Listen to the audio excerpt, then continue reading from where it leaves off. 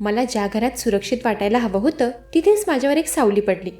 दीदीच्या घरी मी फक्त 2 आठवड्यांसाठी आले होते, पण त्या दरम्यान जे घडलं तो माझ्या आयुष्यातला सर्वात भयानक अनुभव होता. मी मानसी. मी आता कॉलेजमध्ये शिकत होते. पूर्ण 1 वर्षांनंतर मी माझ्या दीदीला भेटायला निघाले होते. माझ्या दीदीचं नाव प्रिया. ती माझ्यापेक्षा 7 वर्षांनी मोठी होती. लहानपणापासूनच आमचं नातं खूप खास होतं. दीदी माझ्यासाठी फक्त एक बहीण नव्हती, ती माझी आई, माझी मैत्रीण आणि मार्गदर्शक होती. दीदीच्या पाठवणीच्या वेळी जिजू मला म्हणाले होते की मानसी, आता मी तुझा जिजू झालोय. तुला कसलीही गरज असेल तर निसंकोच मला सांग. त्यांनी मला आश्वासन दिलं होतं. आता दीदीच्या लग्नाला 7 वर्ष झाली होती. तिला एक गोड मुलगा होता, 6 वर्षांचा, विपुल त्याचं नाव. दीदी वर्किंग होती, ती जॉब करायची. आज पूर्ण 1 वर्षानंतर मी दीदीला भेटणार होते. माझ्या सेमिस्टर ब्रेकमध्ये 2 आठवडे मोकळे होते, म्हणून मी ठरवलं की दीदीच्या घरी जाऊन वेळ घालवायचा. मनात प्रचंड उत्साह होता. मी दीदीला सरप्राईज द्यायचं ठरवलं होतं, म्हणून मी तिला माझ्या येण्याची पूर्वकल्पना दिली नव्हती. मी तिला फोन केला नाही. दीदीच्या घरी पोहोचल्यावर मी बेल वाजवली. मी विचार केला होता की दीदी दार उघडेल आणि मला बघताच मला मिठी मारेल. असा विचार करून मी उत्साहाने उभी होते. काही क्षणांनी दार उघडलं. मी डोळे मिटून आनंदाने आत शिरले आणि मिठी मारायला धावले. पण ती मिठी माझ्या दीदीला नव्हती, ती चुकून जिजूंनाच लागली. त्यावेळी क्षणभर मी सुन्न झाले. माझा मेंदू काम करायचं थांबला. काही सेकंदांनी मला जाणवलं की मी काय केलंय. मी पटकन मागे सरकले. माझा चेहरा लाजेने लाल झाला होता. डोळे खाली झाले. मन घाबरलं होतं. जिजू मात्र हसले. त्यांच्या चेहऱ्यावर काही अस्वस्थता दिसली नाही. ते म्हणाले, अरे मानसी, अचानक आलीस? आधी फोन तरी करायचा, मी तुला घ्यायला आलो असतो. मी मान खाली घालूनच बोलत होते.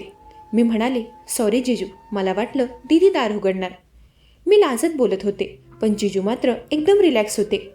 ते म्हणाले, ते सोड, मला माहीत आहे तू तुझ्या बहिणीला भेटण्यासाठी उत्साहित होती आणि त्याच नादात तुझ्याने चूक झाली. असू देत, चल आत ये, जास्त विचार करू नकोस. तू बस, मी पाणी घेऊन येतो. जिजू तर एकदम बिंदास मन मोकळे व्यक्ती होते. त्यांनी मला माफ केलं होतं. त्यावेळी त्यांनी माझ्या मनात एका प्रकारे सन्मानाची जागा मिळवली होती.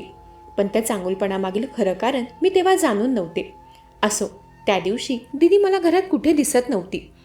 जिजू पाणी घेऊन आले तेव्हा मी त्यांना विचारलं की दीदी कुठे आहे. तेव्हा ते मला नाराज झालेले दिसले. ते म्हणाले, प्रिया आता नोकरीसाठी बाहेर शहरात गेली आहे. 3 आठवड्यांनी ती परत येणार. 3 आठवडे? मी आश्चर्याने विचारलं. तर ते म्हणाले, हो, तिच्या कंपनीचा एक मोठा प्रोजेक्ट आहे, क्लायंट मीटिंग आणि प्रेझेंटेशन्स. तिचं जाणं खूप गरजेचं होतं. तिने तुला सांगितलं नाही का? नाही जिजू, मला काही माहीत नव्हतं. मी तर सरप्राईज देण्यासाठी आले होते. जिजू म्हणाले, ठीक आहे, आता तू तिला फोन कर, तिला सांग तू घरी आलीस म्हणून. मी होकार भरला व म्हणाले, तिला मी सांगते आणि घरी परत जाते. काय परत? आता आलीच आहेस तर 2 आठवडे राहून जा. विपुल तुला पाहून खुश होईल आणि मलाही कंपनी मिळेल. मी एकटाच आहे घरात. जिजूंनी आग्रह केला. त्यांच्या शब्दात एकटेपणाची भावना होती. मला थोडी दया आली. पण जिजू, दीदी नसताना मी इथे राहणं योग्य आहे का? मी संकोच करून विचारलं. तर ते म्हणाले, मानसी, तू हे काय विचार करतेस? तू प्रियाची बहीण आहेस, हे तुझंच घर आहे. आणि विपुल तुला किती आठवण करतो तुला माहीत आहे ना. तो आता शाळेत आहे, तुला बघून तो खूप खुश होईल. मी विपुलचा विचार करून थांबले. काही वेळात विपुल शाळेतून परतला. मला पाहून तो धावत माझ्याकडे आला. त्याला पाहून माझं हृदय विरघळलं. मी त्याला कवटाळून घेतलं. त्याचा प्रेमळ चेहरा पाहून मी थांबायचं ठरवलं. विपुल खुश झाला होता.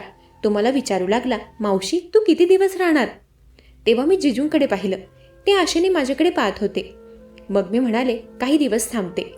त्याचा आनंद पाहून मला तिथे राहण्याचा निर्णय घ्यावा लागला. पण त्या क्षणी मला माहीत नव्हतं की हा निर्णय माझ्या आयुष्यातला सर्वात धोकादायक निर्णय ठरणार होता. त्या दिवशी संध्याकाळी आम्ही तिघे एकत्र बसलो. विपुल आपल्या शाळेतले किस्से सांगत होता. जिजू त्यांच्या ऑफिसबद्दल बोलत होते. मी ऐकत होते. जिजूंनी मला विचारलं की तुझं कॉलेज कसं चाललंय? मी म्हणाले की बरं चाललंय. त्या दिवशी जिजूंनी मला त्यांच्या घरातील एकही काम करू दिले नाही. त्यांचं म्हणणं होतं, तू प्रवासात दमली असशील, तू आराम कर. त्या रात्री विपुल लवकर झोपला. मी त्याच्या खोलीत होते, पण मला झोप लागत नव्हती. दीदीची आठवण येत होती. मी तिला फोन केला. दीदीचा आवाज ऐकून माझं मन भरून आलं. मी तिला सांगितलं की दीदी, मी तुला भेटायला आले होते, पण तू बेंगलोरला आहेस. दीदी आश्चर्याने म्हणाली, काय, तू माझ्या घरी आहेस? हो, आणि तू घरी नाही आहेस तर मग मी विपुलसाठी काही दिवस राहणार आहे. मग अशा थोड्या गप्पा करून मी फोन ठेवला आणि मग झोपी गेले. दुसऱ्या दिवशी सकाळी मी लवकर उठले, स्वयंपाकघरात गेले, चहा बनवायचा विचार केला. तेवढ्यात जिजू आले. मला बघताच ते म्हणाले, मानसी एवढ्या सकाळी उठलीस? हो जिजू, मला सकाळी लवकर उठण्याची सवय आहे. चांगलं आहे, मी पण लवकर उठतो. ऑफिसला जायच्या आधी जिममध्ये जातो. त्यावेळी स्वयंपाकघरात जिजू माझ्याजवळच उभे राहिले. मला थोडं अस्वस्थ वाटलं, पण मी काहीच बोलले नाही. ते म्हणाले, मानसी तू पोहे बनव, ते माझे फेवरेट आहेत आणि तुझे पण फेवरेट आहेत नाही का? मला आश्चर्य वाटलं की त्यांना माझी आवड कशी माहीत. मी त्यांना त्याबद्दल विचारलं तर ते म्हणाले, हो, अरे प्रियाने मला तुझी आवड सांगितली होती. तिने तुझ्या सर्व आवडीनिवडी माझ्याशी शेअर केल्या आहेत. तेव्हा मी स्मित हास्य केलं आणि पोहे बनवायला सुरुवात केली. थोड्याच वेळात आम्ही तिघे एकत्र बसून नाश्ता केला. मग नाश्ता झाल्यावर विपुल शाळेला निघाला. जिजू ऑफिसला जायला तयार होत होते. जाताना ते म्हणाले, मानसी तुला काही काम असेल तर सांग, मी संध्याकाळी लवकर घरी येतो. मी नाही म्हणूनही ते म्हणाले की तुला बाहेर कुठे फिरायला जायचं असेल तर मला कळव, मी लवकर येईल. त्यांनी आग्रहाने सांगितलं. ते गेल्यावर मी घरातल्या गोष्टी व्यवस्थित लावत होते. दीदीचं घर खूप सुंदर होतं, प्रत्येक वस्तू नीटनेटकी ठेवलेली. दुपारी मला जिजूंचा फोन आला. त्यांनी विचारलं की तू जेवलीस का? माझा अजून स्वयंपाक राहिला होता. मी त्यांनाही तेच सांगितलं. तर ते म्हणाले, नाही तू जेवण बनवू नकोस, मी आणतो बाहेरून, तुला काय आवडेल खायला तेवढं सांग. मी नकार दिला. तर ते म्हणाले की तू पाहुणे आहेस, तू घरी आल्यापासून मी तुझा नीट पाहुणचारही करू शकलो नाही. आज मी लवकर येतो आणि येताना तुझ्या आवडीचा काही आणतो. त्यांनी इतका आग्रह केला की मी नाही म्हणू शकले नाही. संध्याकाळी जिजू खरंच लवकर घरी आले. त्यांच्या हातात खूप सारे पार्सलचे डबे होते. ते पाहून मी म्हणाले की जिजू इतकं सगळं कशाला? त्यावर ते म्हणाले, अरे स्पेशल ओकेजन आहे, तू इतक्या दिवसांनी आलीस आणि प्रियाही घरी नाहीये, म्हणून मीच तुझी काळजी घेतो. आम्ही बोलतच होतो, तोच विपुल घरी आला. मग रोजप्रमाणे आम्ही तिघं एकत्र जेवायला बसलो. रात्री विपुल झोपला. त्यानंतर जिजू खोलीत आले. ते म्हणाले, मला कॉफी हवी आहे, तू जरा बनवतेस का? त्यांनी मला 2 कप कॉफी सांगितली. त्यांचं म्हणणं होतं की मीही त्यांना कंपनी द्यावी. मग थोड्याच वेळात मी कॉफी घेऊन घराच्या बाल्कनीत गेले. कॉफी पित असताना जिजू गप्पा गोष्टी करत होते. त्यांनी मला माझ्या अभ्यासाबद्दल विचारलं. कॉलेज कसं चाललंय, पुढचा काय विचार आहे? मग म्हणाले, मानसी लग्नाचं काही प्लॅनिंग आहे का? हो, आई बाबा पाहतायत, पण अजून तरी मला कोणीही पसंत नाहीये. माझं ते उत्तर ऐकून त्यांनी विचारलं की तुला कसा मुलगा हवाय? मला तो प्रश्न थोडा वैयक्तिक वाटला, पण मी सभ्यपणे उत्तर दिलं. म्हणाले, मला असा मुलगा हवाय जो समजूतदार असेल, काळजी घेणारा असेल आणि महत्त्वाचं म्हणजे कुटुंब जपणारा. ते ऐकून जिजू हसत म्हणाले, म्हणजे माझ्यासारखा? तेव्हा मी हसले, पण ते हसणं जबरदस्तीचं होतं.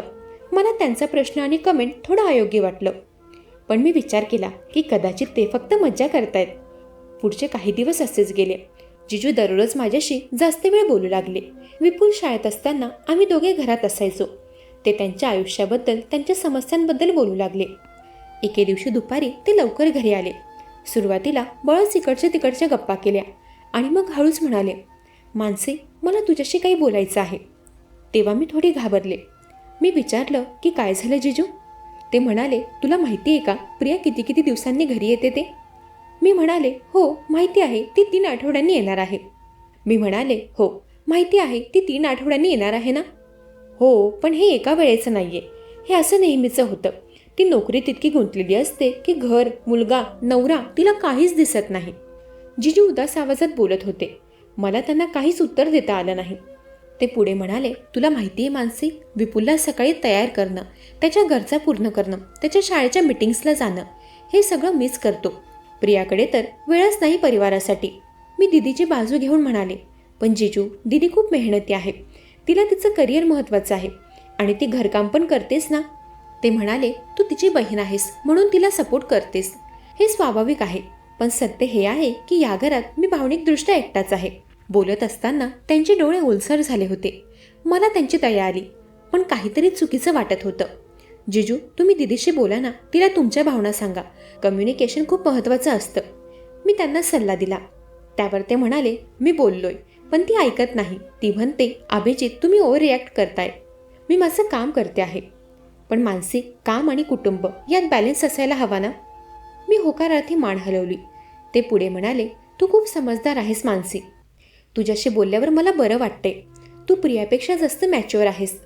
काही दिवसांसाठी घराची जबाबदारी जिजूंवर आली होती, म्हणून ते जरा मानसिकरित्या थकलेले जाणवत होते. मी त्यांना समजावत म्हणाले, जिजू असं बोलू नका. दीदी खूप जबाबदार आहे आणि तुम्ही दोघांनी एकत्र बसून या गोष्टीवर बोलायला हवं. माझं बोलणं ऐकून जिजू काही क्षण शांत राहिले. मग ते उठले. म्हणाले, तू बरोबर बोलतेस. मी उगाच इमोशनल होतोय. असे तुला सांगून काय फायदा? काहीही झालं तरी तू मला थोडी समजून घेणार. तू तर तुझ्या दिदीचीच बाजू घेणार ना. एवढं बोलून ते तिथून निघून गेले. त्या रात्री मी दिदीला फोन केला. मी तिला विचारलं की दीदी, तुझ्यात व जिजूंमध्ये सगळं ठीक आहे ना? दीदी गंभीर झाली. म्हणाली, हो, आमच्यात सगळं ठीक आहे. पण तू हे का विचारतेस? काही झालं का? नाही अगं, जिजू थोडे एकटे दिसतात हल्ली, म्हणून विचारलं. ती म्हणाली, अभिजित नेहमीच असे करतात. ते इमोशनल असतात. पण त्यांना माझं काम समजत नाही. मला करिअर आणि घर दोन्ही सांभाळायचं आहे, पण ते फक्त त्यांचीच बाजू बघतात. दीदीच्या आवाजात थोडा राग होता. ती म्हणाली, मानसी, एक गोष्ट सांग, अभिजित तुला काही अस्वस्थ करतायत का? तो प्रश्न ऐकून मी गोंधळले. म्हणाले, नाही दीदी, पण तू का असं विचारतेस? ती म्हणाली, काही गंभीर नाही. मला माहीत आहे ते कधी कधी ओव्हर फ्रेंडली होतात. तू जर कधी अनकम्फर्टेबल फील केलंस तर मला लगेच सांग. हो दीदी, नक्की. तेव्हा मी दीदीला सत्य सांगितलं नाही, कारण मला स्वतःलाच पक्की खात्री नव्हती की काय चुकीचं होतंय. पुढचे काही दिवस जिजूंचं वर्तन आणखी विचित्र होऊ लागलं. ते आता रोज लवकर घरी येऊ लागले. माझ्यासोबत जास्त वेळ घालवू लागले. एके दिवशी ते म्हणाले, मानसी, आपण आज बाहेर जाऊन मूव्ही बघूया. तुला बोर होतंय ना घरात? नाही जिजू, मी ठीक आहे. चल ना, विपुललाही आवडेल. फॅमिली आउटिंग होईल. तेव्हा मी फक्त विपुलसाठी होकार दिला. आम्ही तिघे मूव्हीला गेलो. विपुल खुश होता, पण मूव्ही दरम्यान जिजूंनी माझ्या खांद्यावर हात ठेवला, असं म्हणत की स्केरी सीन येतोय, घाबरू नकोस. पण मी घाबरले नव्हते आणि हा स्पर्श मला अयोग्य वाटला. मी हळूच हलले आणि त्यांचा हात दूर केला. मूव्हीनंतर आम्ही आईस्क्रीम घेतलं. परत घरी येताना जिजू म्हणाले, आज खूप मज्जा आली. आपण असं रोज करायला हवं, तेवढंच मन रमून राहील. मी म्हणाले, जिजू, रोज तर शक्य नाहीये आणि विपुललाही अभ्यास करायला हवा. मी त्यांना नकार देत होते. ते हसत म्हणाले, मानसी, तू किती सिरियस आहे. थोडं रिलॅक्स कर. मी त्यांच्या बोलण्यावर जराही रस दाखवला नाही. त्या रात्री विपुल झोपल्यावर जिजू पुन्हा माझ्याशी बोलू लागले. ते म्हणाले, मानसी, तुला माहिती आहे तुझी कंपनी मला किती आवडते ते. जिजू, मी झोपते आता, मी थकले आहे, असं म्हणून मी त्यांना टाळायचा प्रयत्न केला. पण ते तर फक्त 5 मिनिट करत बोलतच होते. ते म्हणाले, मला तुझ्याशी काही बोलायचं आहे. तेव्हा मी अनिच्छेने बसले. जिजूंचं पुन्हा तेच सुरू झालं. म्हणाले, मानसी, तू इतकी समजूतदार आहेस, इतकी केअरिंग आहेस. मला वाटतं प्रियानेही तुझ्याकडून शिकायला हवं. मी दीदीबद्दल काही ऐकू शकत नव्हते, म्हणून मी म्हणाले, जिजू, असं बोलू नका. दीदी खूप चांगली आहे, पण तू तिच्यापेक्षा वेगळे आहेस. तू स्पेशल आहेस. तेव्हा बोलताना त्यांच्या नजरेत काहीतरी वेगळंच होतं. मला खूप अस्वस्थ वाटलं. मी त्यांना गुड नाईट म्हणून तिथून उठून माझ्या खोलीत गेले. त्या रात्री मला झोप लागली नाही. मनात हजारो विचार येत होते. दीदीच्या घरात काय चाललंय? जिजूंचं वर्तन का बदललंय? पुढच्या दिवशी सकाळी मला एक धक्कादायक निर्णय ऐकायला मिळाला.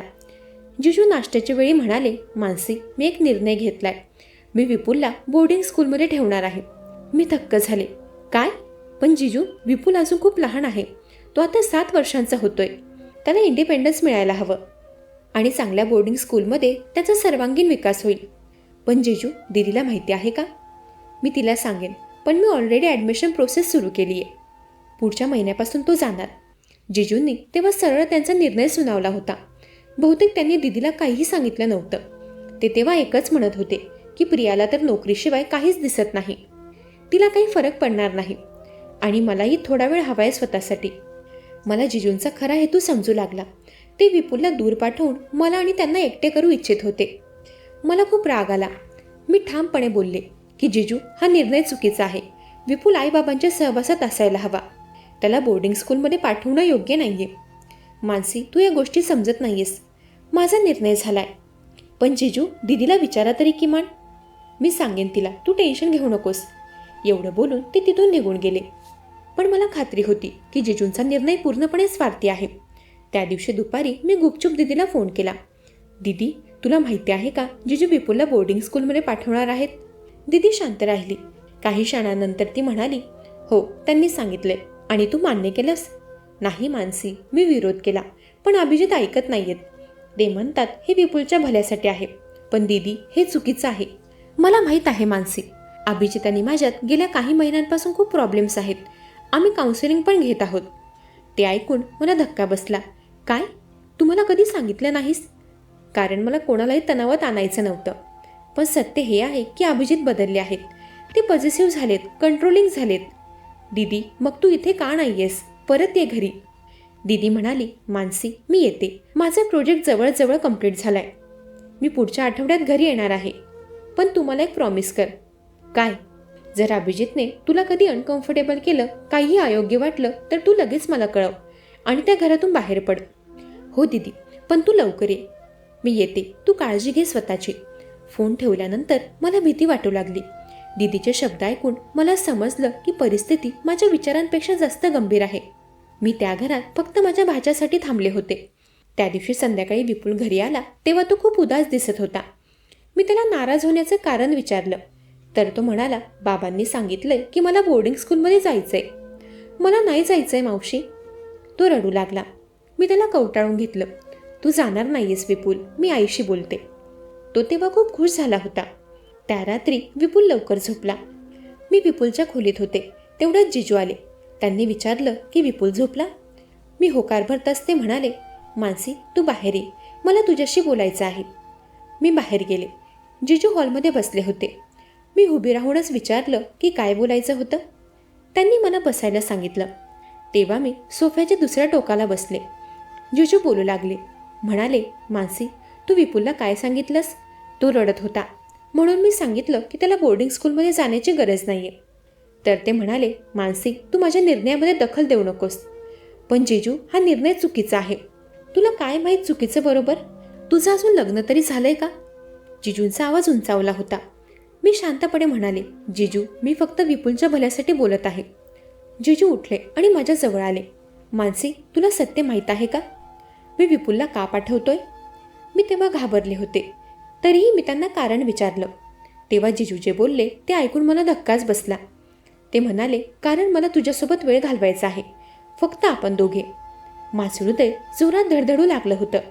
मी म्हणाले, जिजू तुम्ही हे काय बोलताय? ते पुढे म्हणाले, मानसी मी रोज तुला बघतो, तुझी काळजी, तुझा समजूतदारपणा, तू अगदी परफेक्ट आहेस. मी रागाने म्हणाले, जिजू बंद करा हे सगळं. तुमचं लग्न झालंय दीदीशी, हे चूक आहे. प्रियाला तर मी दिसतच नाही, ती फक्त तिच्या करिअरमध्ये गुंतलेली आहे. पण तू मला समजतेस. जिजूंनी माझा हात पकडायचा प्रयत्न केला. मी पटकन मागे सरकले. जिजू आपलं नातं मान सन्मानाचं आहे. तुम्ही माझे जिजू आहात, हे चुकीचं आहे. मी दीदीची बहीण आहे.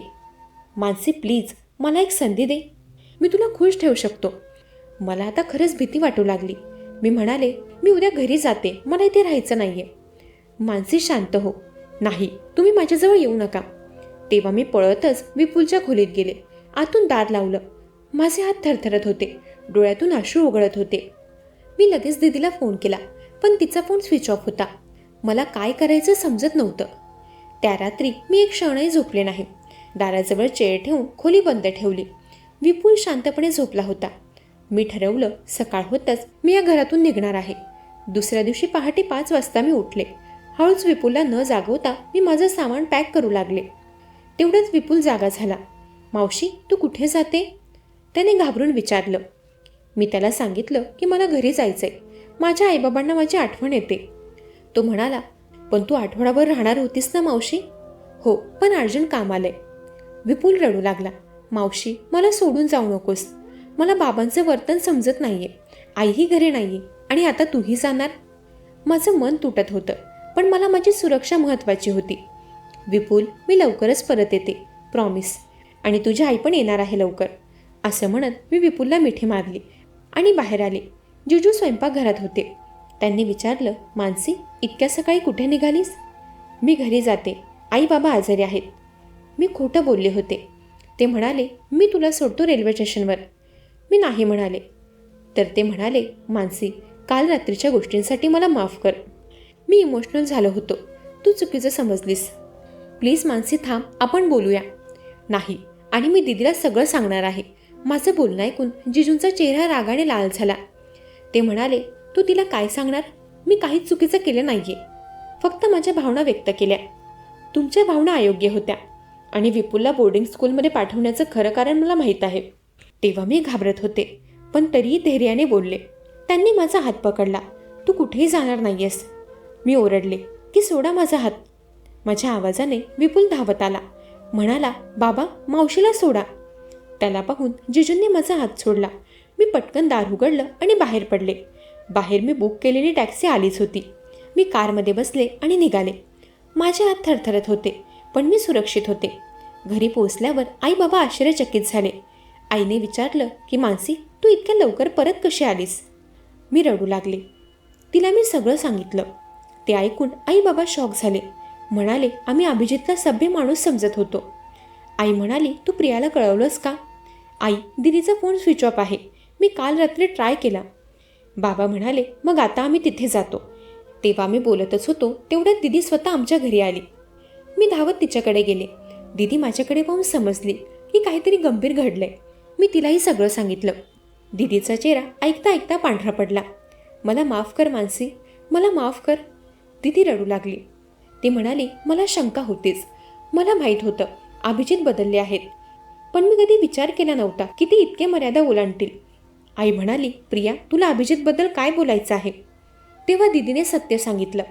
ती म्हणाली, मला गेल्या 6 महिन्यांपासून अभिजितच्या वर्तनात बदल जाणवत होता. ते पॉझिटिव्ह होऊ लागले होते. माझा फोन चेक करायचे. माझ्यासोबत कोणी पुरुष कलिग बोलला तर रागवायचे. माझ्या कपड्यांवर कमेंट करायचे. मला वाटलं कदाचित ते स्ट्रेसमध्ये असतील. त्यांच्या ऑफिसमध्ये काही प्रॉब्लेम्स होते, पण हळूहळू परिस्थिती बिघडू लागली. ते विपुलशी पण योग्य वागत नव्हते. त्याला नेहमी शिक्षा करायचे, त्याच्याशी कमी बोलायचे. मग मी काउन्सिलरकडे गेले. काउन्सिलरने सांगितलं की हे आत्मकेंद्रित स्वभावाचे लक्षण आहेत. असे लोक फक्त स्वतःच्या गरजा, स्वतःच्या भावना बघतात. दुसऱ्यांच्या फिलिंग्सची काळजी घेत नाहीत. दुसऱ्यांवर भावनिक दबाव टाकून त्या व्यक्तीला आपल्या मर्जीनुसार वागवतात. अभिजितही असेच वागू लागलेत. मला अभिजितबद्दल पुरावे हवे होते, लीगल ॲक्शनसाठी. म्हणून मी घरात हिडन कॅमेराज लावले. दीदीचं बोलणं ऐकून आम्ही सगळे शॉकमध्ये होतो. ती म्हणाली, हो, स्वयंपाकघरात, दिवाणखान्यात सगळीकडे मी कॅमेरे लावले होते. मी रोज रात्री रेकॉर्डिंग्स पाहिजे आणि मला सगळं दिसले. अभिजित मानसीशी कसे वागले, काय बोलले, सगळं मी पाहिले. मग तू लगेच का आली नाहीस? बाबा रागाने तिला म्हणाले. कारण मला लॉयरचा सल्ला हवा होता. मला घटस्फोट हवा होता आणि विपुलची कस्टडी. त्यासाठी मजबूत पुरावे हवे होते. दीदीचे डोळे भरून आले. ती माझ्या जवळ आली. म्हणाली, मला माफ कर, पण काल रात्री माझा फोन बॅटरी डेड झाला होता. सकाळी जेव्हा ऑन केला तेव्हा मला तुझे 45 मिस कॉल दिसले. मी लगेच समजले की काहीतरी गंभीर घडलंय. मी प्रोजेक्ट सोडला आणि लगेच निघाले. मला माफ कर मानसी, मी तुला धोक्यात टाकलं. पण मला सगळे पुरावे हवे होते, जेणेकरून अभिजित कधीच परत माझ्या किंवा विपुलच्या जवळ येऊ शकणार नाही. मी दीदीला मिठी मारली. म्हणाले, दीदी, तुझी काही चूक नाही. तू जे केलंस ते योग्य होतं. दुसऱ्या दिवशी दीदी लॉयरसोबत कोर्टमध्ये गेली. घटस्फोटाची केस दाखल केली. तिने सगळे पुरावे सादर केले. जिजूंनी खूप विरोध केला, पण पुरावे इतके मजबूत होते की कोर्टने तात्काळ निर्णय दिला. विपुलची टेम्पररी कस्टडी दीदीला मिळाली. अजून त्यांची केस चालू आहे. पण माझी दीदी व तिचा मुलगा त्या संशय माणसाच्या तावडीतून मुक्त झाले, याचा आज आमच्या कुटुंबाला समाधान आहे. मंडळी, कशी वाटली कथा? ऐकत रहा मनाचे बोल.